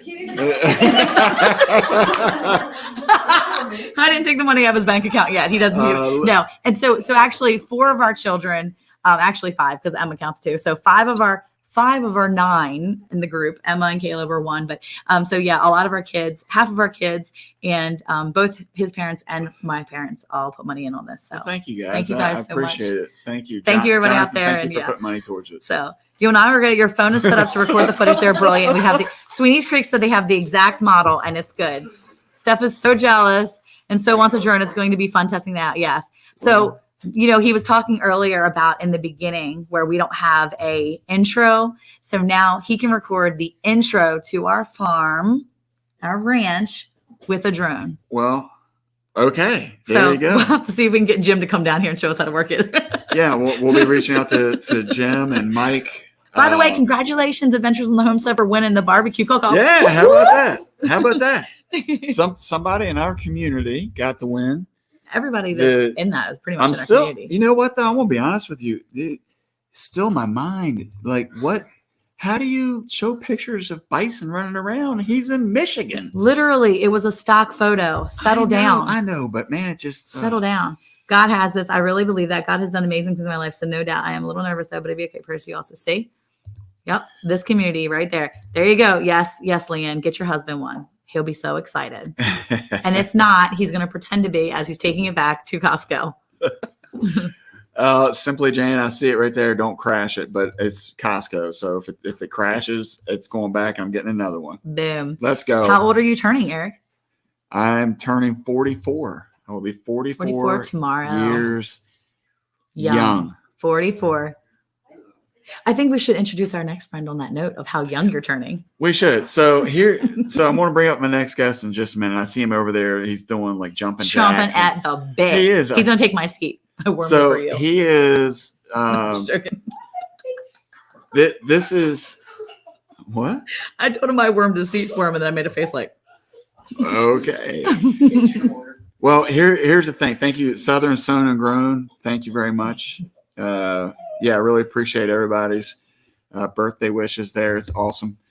And so one of the best presents I could get, and this was a pretty awesome present, but even better than that is family. You said but. Is family. Oh, okay. And yeah, Eric's been smiling all day. Even when he was hungry, he was still smiling. He don't usually smile when he's hungry. He gets hangry and gets all like grumpy. Yeah. YouTube diva Eric gets worse when he's hungry. Okay. So settle down. He's been really happy that his friends here. It's my pre-birthday. So can you please? I'll be nice. Just give me a minute to say something. Nice. Say something. Give me like 30 seconds. That was it. Done. Okay. Anyway, so I left Maryland in 2014, and I have not seen my very best friend in the entire world. I'm telling Joe. Was willing to come down and visit me on my birthday. Okay. His birthday is just a few days after mine, so it's kind of been a running joke, if you will. But I was just as giddy as a little schoolgirl. Yeah, he's been pretty excited. I was as giddy as Monica was when she saw me for the first time. I mean, like, I wasn't giddy like that. That was weird because I was like, oh, I'm going to marry that dude. And you saw Jim and you were like, I'm going to marry him. Like, what? That's weird. No, what? It's weird. Why are you making it weird? Eric's 44-year-old beard is brought to you by Just for Men Beard Wash and Dye. Hey, this is all natural, bro. You're getting razzed by Mike. This is all natural. I don't have to put gosh. beard balm in it. It just knows what to do. He does love me. All right. Anyway, so yes, family is everything. I see it from Simply Jane. Hi, Mary. Who got Mary Jemison? Yep. Yes. Hello. Abigail's reminding everyone he has gray hair. It's just not very noticeable. Yeah, no, there's definitely gray hair in there. And you know what? I'm the type of person, I really don't care. Age is but a number. And, well, I used to say that all the time. Now that I'm getting older, my body hurts. It's like, it's more than a number, but it's okay. It's all right. I'm all right with that, because I know that one day we'll have grandkids and, we'll get to teach them about things on the farm. But anyway, so I'm going to bring my friend Jim in here. His family. I was. You can keep him closer. He can sit right there. Here, come sit down, Jim. So I was actually on a live this morning, and he did a surprise visit. And This chair is warm. I told you I warmed it up for It him. feels good. Okay, well he's gonna fit in great for Monica because he just came in and started talking right over me. So that's what Monica does. She talks over me. So this is Jim, and there's Monica. Yeah, what a creep. Bye, Monica. Good, I can go pee. So yeah, there you go. Texas Carnivore. That's Dad right there. He said better gray than gone. That's true. Mine's almost there. Not quite as gray yet, though. Big owl. Yeah. Hey, happy early birthday, my friend. Thank you. Love you, bud. Happy early birthday for you too. I did the math, man. I think you and I have been friends to family for almost a quarter of a century. It's been Isn't a that long time. Crazy. It's been a long time. Jim, when did we meet? When I was 18? Yeah, you weren't married to Monica yet, so it was like a year or two before that. So yeah, you were like okay. So, yeah.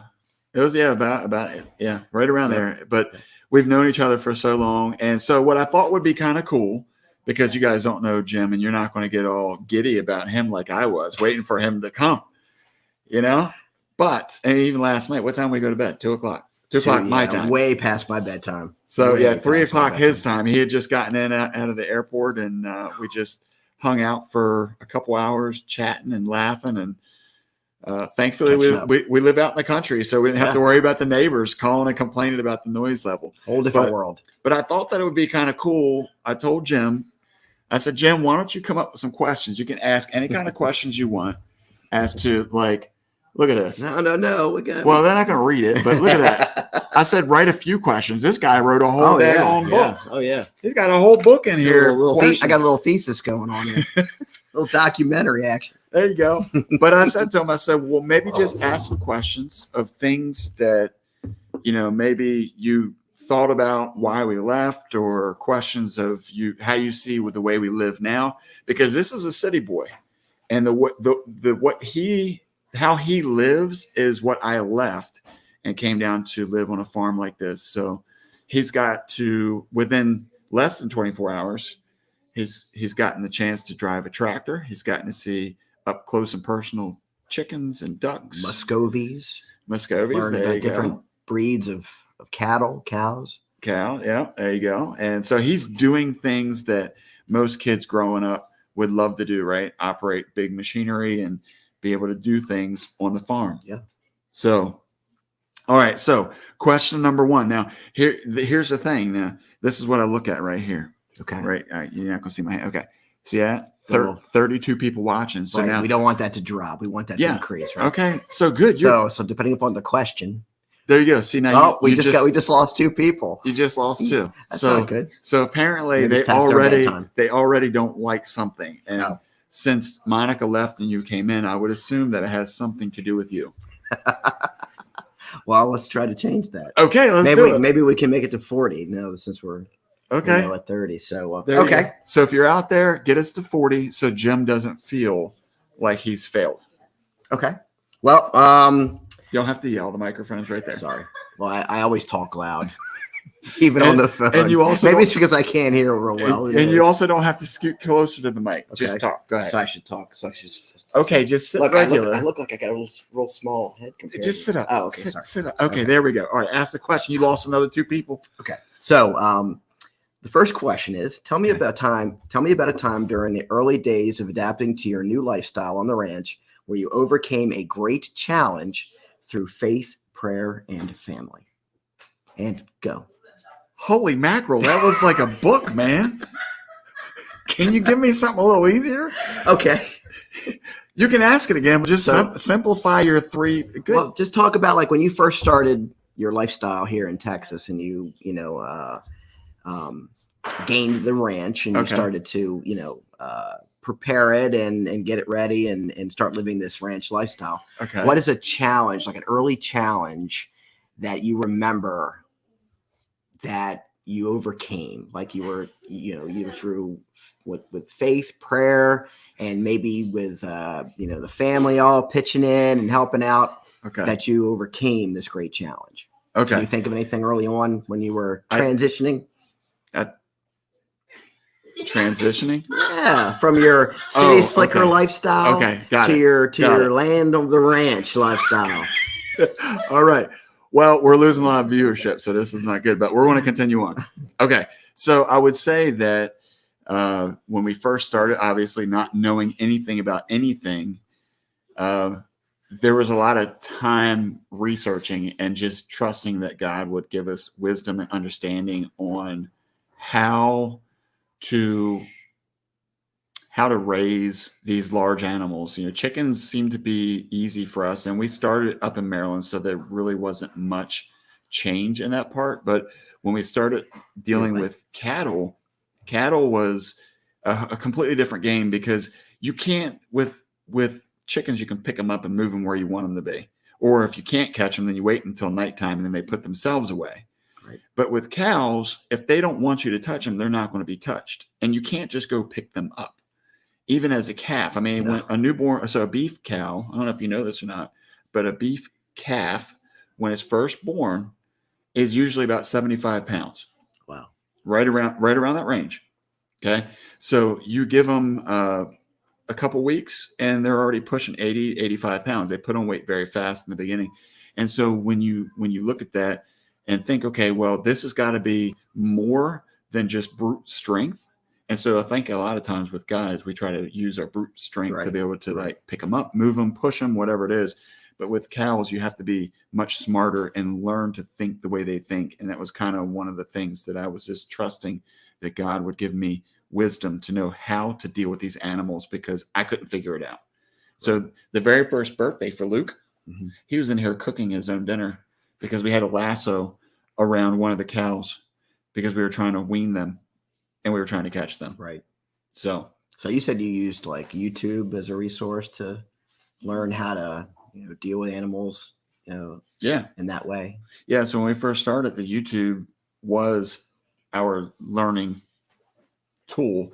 And so Jim and I were kind of talking about this a little bit today, that what we found, what Monica and I found was that there was a little bit on all these different channels. So you could learn chickens at this channel, you could learn cows at this channel, but there was never like a channel that had everything like vegetables and how to raise all these different animals, or at least at that time, we didn't know where they were. Right. Now that we're in a homesteading kind of realm, we've learned that there are a lot out there. It's just a matter of trying to find them. Right. I mean, it's amazing. I mean, even for my own personal life, that YouTube has been fantastic at learning about how to fix things, how to prepare things, how to make things. It is a great resource. And that's another question that I have is like, I have a question for you. Oh, sure. Go ahead. Have you subscribed to my channel yet? I have. Absolutely. Okay. Continue on. Yes. Okay. Oh, wait. So- Can I add to that first question? Sure. Yes. Look at this weird. It's hand. It's just a hand. Yeah. Why don't you? Okay. So your first question was what? What did you? It was about how Just you overcoming adapted. overcoming a one great of the hardest challenge. things was that we had to learn to pace ourselves, which I think a lot of people don't do. You can go into homesteading with such excitement and fervor. It's like when you first accept Christ, or so when the Lord gets a hold of you, a lot of times people get so excited. They think, I'm going to read the Bible. I'm going to read the Bible. I'm going to read it all tonight. I'm going to get this done. I'm going to tell everybody I know how much I love Jesus. It's going to be awesome. And it is awesome. And there's a fire in there. But, and then came Monica. Hey, I'm talking about Jesus. You got mind yourself. Come on. He got Anyway. 40 questions he's got work But for. here's the thing. That's okay. When you first start, there's such a fire in your heart when you want to do something like that, especially when you want to homestead and things. And that's a good thing. And you want to keep that alive, but you can't do everything at once. You can be changed and you can have this great, amazing homesteading life. But it's just like with the Lord, you have to take your time, get to know what you're doing. Take your time and pace yourself. It's super important to pace yourself and keep that fire alive by doing what you love. And if that's what you want to do is serve the Lord and you want to do that, see, look, Monica's here. The numbers go up. Boom. Anyway, it's because my earrings. I like my No, earrings. because everybody, I told them go get their friends so that That's right. Jim well, felt like he was doing a good anyway, job. the thing is that No it's pressure. important to pace yourself. And that's one of the things that I think for me, I had to really learn to pace myself and to be as much as carried away and excited as I was. I really had to really ask the Lord to help us pace ourselves and keep our hearts in line with what he wanted us to do, because it's really easy to get carried away with those things and then get burned out. So did you guys, when you guys were, Is this a question just for me? Can Monica go? Or? it's actually a question for both I'm of you. always here. Did you guys have like big time when you guys were trying to plan your life at the ranch and you were praying for God's direction? Were there any big God moments where you're like, wow, we are exactly where God wants us to be? Like, do you remember any like big time God moments? I think that really hit prior to getting here, because we didn't have a place to go. We had basically 3 days to find a place to live. And again, even at that time, this is how awesome God is, because we didn't really know what we were going to do. Yeah. We just knew we wanted to raise our own food. And so we had 3 days when we came down to find a house, and what we wanted really became more noticeable, if you will, once we got here. Because originally we wanted between 10 and 30 acres. And after we saw what 10 acres looked like, we were like, man, I don't even know what to do with 30 acres. And so, the thing is that the only house that had 10 acres that fit what we needed as a family was the one that we're in. And it was a very easy, hands down decision that this is where we need to be. Great. Awesome. What kind of legacy does this ranch mean for your kids? What kind of legacy do you want it to leave for them? Man, now you're getting deep. Now you're getting deep. The thing is that I try to teach the kids, and even back in Maryland, I did this, but it was harder because we didn't have as much to do. The legacy that I want to leave my kids is the scripture that you see on the back of our t-shirts. And that is that when you work unto the Lord. And what that means is you don't quit, you don't stop, you don't give up. You just always push through. If you're hurt, emotionally hurt, physically hurt, whatever it is that you're struggling with, don't quit. Always push, always fight. Yep. And that's kind of our goals. Sometimes when you see videos of ours, I'll get hyped up when we do something that, so many times you get told you can't do that. I don't know about people here listening now with you, how many times you've heard somebody say you can't do that. I'm tired of that. Right. I want to be a sounding board to people to tell them, you know what, you can do this. You live in the city and you think that you can't live on a farm. That's not true. You can do it. If you trust in God and you believe the things that he's trying to get you to do, and you just do it. Don't, what's that one guy? What's that actor's name? Where he was like, do it. Remember? Shia LaBeouf. Shia LaBeouf. Oh, yeah. Just do it. Yeah. You said tomorrow and today is, whatever it is. But, that was it went viral there for a while. But, just stop quitting. Get to the point where you're willing to just throw it all out there and be like, you know what? I don't care what people say. I'm going to do it, and you're not going to stop me. Right. And so, this week, Jim got the experience to come help us with pumpkins. We're doing a video about that. But just 2 days before, or the day before, I was out playing with the kids, and I pulled a hamstring, and I'd never done something like that before in my life. And that hurt so bad that I couldn't even stand up. I had to get my boys help me up, and then I was able to kind of move forward. But, the next morning, Monica's the voice of reason, if you will. She'll say things like, maybe it's better that you don't do this. Maybe you let your leg rest. But I was like, you know what? This is what I want to show my kids. Focus, Jim. I'm trying. This is motivational. I said, this is what I want to teach my kids. This is the legacy. Right. I want to show them that even if you're in pain, you still move forward. Even if you don't feel like doing it, you still move forward. You keep your word. I told the lady we were going to be there. You keep your word, you push forward, and you make it happen. Right. And doggone it, we got out there. And you know what? By the end of the day, I felt better. My leg felt better. I could have quit. Right. Yeah. Well, what I got to say is that as I've only been here for one day, one of the things that I've noticed the most in comparison, I think, with a lot of city slicker type kids who aren't involved in this type of environment is the teamwork and the effort and the almost like an automated like teamwork and just the machine that they become to knowing what to do with tasks. They all have assigned tasks and they all help each other. I mean, they're brothers and they're going to fight, and the sister will all of the kids that get involved with the activities that are part of ranch life, they know what to do, and it's instinctive and it's automated. And I know that sometimes you probably have to, put the Eric Bland hammer down, but for the most part, these kids are cooperative and they just hop to the task they need to take care of. And even as Ezekiel is how old again? He's like five. And if you're gonna be part of the family, you have to know that stuff. Yeah, it's true. That's true. But I wanted to make sure I represented it correctly. But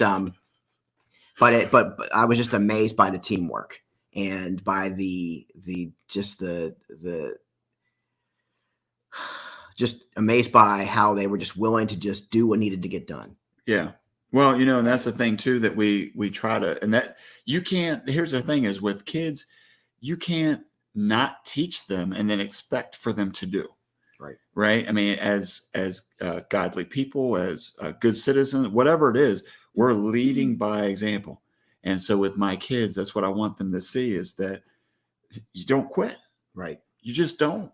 you know, I mean, it's how many times again that you can come up with an excuse. You know, everybody has an excuse. Right. You can make something up, but if you want to be successful, if you want to make a way for you and as you grow for your family or whatever it is, you have to make a decision. It's got to be a conscious decision that I'm not going to stop. And that's the only way. Yeah, and it's not just going to impact them here on the ranch, but it's going to take them into their future as well with, you know, the way their life rolls and through the challenges and troubles that they experience in life. They know that they're going to have God and God has their back, but they're also going to remember, you know, the example and the experience of what it means to get through those challenges and not give up. So that's fantastic. Right on. So you get your next question ready, and I'm going to say hi to Freezer Bound Outdoors. Okay. I haven't had a chance to do that yet. I've seen you in here for a period of time, but I just hadn't had a chance to do that. So, hey, did you see Caleb's comment about burying Jordan getting stuck on the tractor? That was one of the hard things. No, I did not. Go So ahead. after we got here, we had been here for a little over 2 years at that point, and we had a dog we brought with us, a boxer dog. She was very precious to us, and she was getting used to being, I'm back, by the way. She was getting used to being here in Texas. And one of the things that we just adored her, and she had a place and she was excited. And one day she just dropped dead. She just died in our arms in the dining room. It was awful. But, you know, Eric, being the animal lover that he is, actually picked her up. And he loved her. He loved her very much. And he picked her up and he carried her outside and we buried her in the yard. And it happened to be rainy and wet kind of the day before and kind of mucky and cold. It was the end of January. And he got the tractor stuck very deep in the mud. And after hours and hours, of course, now we're grieving because we just lost our dog. Right. And it took like 3 or 4 hours to finally get him out of the, get him stuck from unstuck. It was pretty rough. And that was a few years after we'd been here. So that was definitely a rough time and adjustment once we got here and had to get through all that. They're saying hi to me, by the way, because I'm in the chat on my own name. I know. Good. All right. Good. Next question. Here we go. I had to do something. Right? That was depressing. I'll be back. That was Caleb's comment. Okay. So my next question is, what is your vision for the future of the ranch concerning its impact on your community and those with which you connect on social media? Well, that was another the vision of PLR. Yeah. What's its vision? Yeah. So I think, you know, what we want to do is what we see right here on this mug that we've had for years. And it says at the bottom, it says connecting lives, one family at a time. And so this was, you know, before YouTube, what we were trying to do was be a resource to people that we met in the community, new farmers, new ranchers, whatever it was, just try to help them not have to start at ground zero where we did. And so that's really the objective, is to continue to do that by any means possible. And, you know, through YouTube, doing things like we just talked about with like highlighting the community, because this is not just about Eric and Monica. This is about all these people in here, these people that we've made, you know, friends with, people that we've met face to face, physically, and then also some of them just face to face through YouTube lives, that, you know, you begin to really understand who they are as people and the things that they struggle to, because sometimes when you're sitting behind a camera, you're able to control what people see. And what we've tried to do is show people that we are very real. You know, we deal with hard struggles. You know, we had a video once that we did where we went to help somebody with one of their cows and they wound up having to put the cow down. And, you know, I was able to catch that on camera, and Monica, of course, turned, because just like anybody, you don't normally want people to see you cry. Yeah. But I wanted people to see that we are real people, and that it's okay to be real. It's okay to share with people the real struggles of life, that this is not a TV show where everything is, you know, what does the old say? Like kittens and whatever.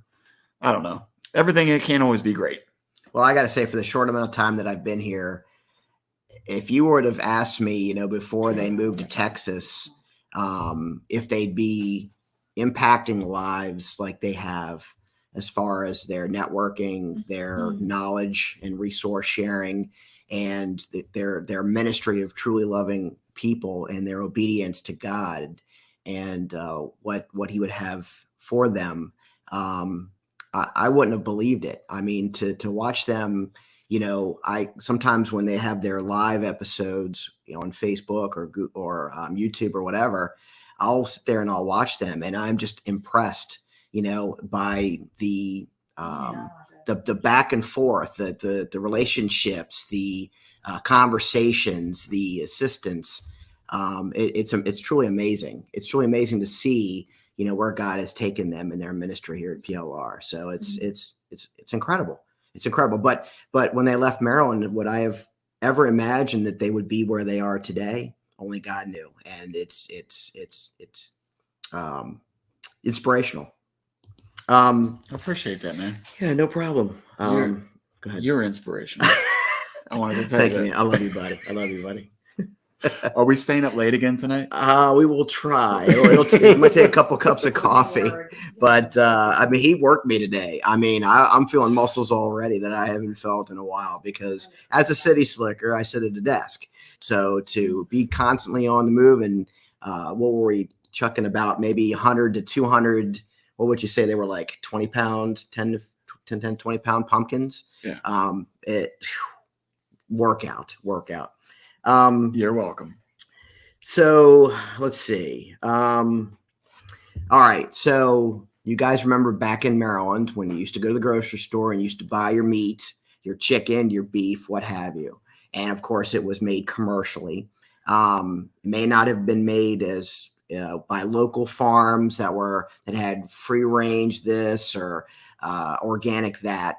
Can you explain to folks that may or may not know the difference between the two types, the quality of the meat that comes from a cow that you raise or a chicken that you raise here on the farm versus something commercially? Like what is the difference for folks that wouldn't normally know?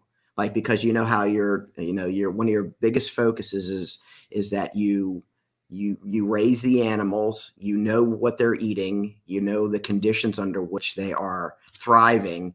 And then when you actually get them to a point where they can be consumed, it's like, a whole new world compared to the commercial industry. Can you explain that? Taste, consistent? And I don't know. You know what I'm saying? I got you, city slicker.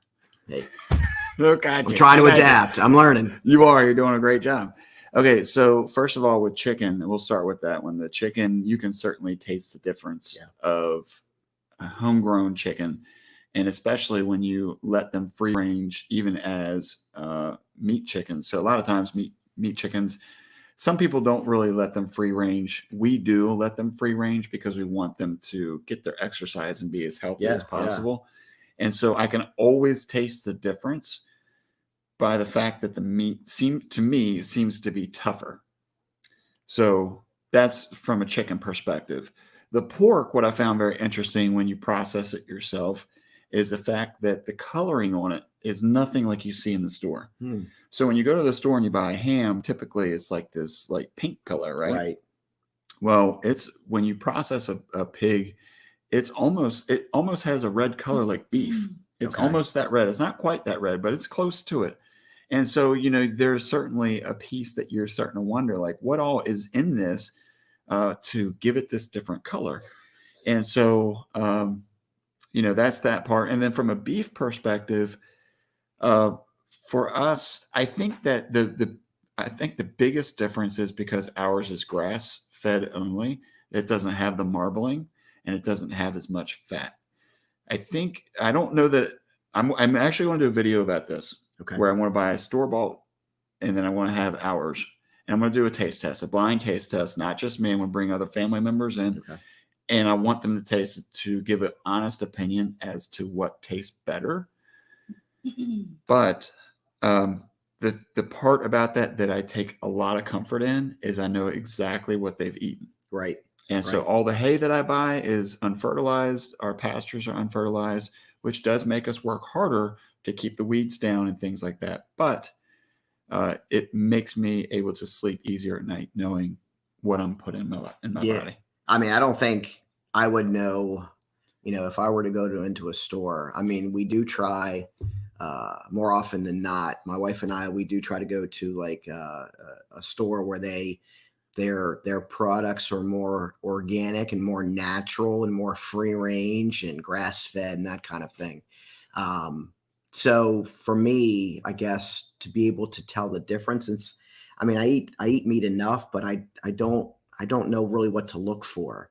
But in the case when you were talking about with the pork, with the difference in coloration between, the natural appearance of pork from a pig that's, raised at the ranch versus one that may be commercially raised, you wonder if somebody's done a study as to what people look for when they look for their meat, as whether or not the pink is more attractive than maybe what would be for natural pork if it were a darker color, because you said it's almost like a beef color. Mm-hmm. So if I looked at a piece of pork and it looked like beef, would I want to consume that? Because it doesn't look like the pork I'm used to, but it's probably actually better tasting, better for me, healthier. Well, I think, and that's part of it, is because you don't know the difference. Yeah.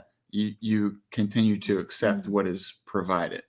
When you taste the difference, then you do know what to look for. Right. And so even me telling you, you would have to actually have it. Yeah. And see it for yourself Right. to understand the difference, which is why we're going to do videos about that. Right.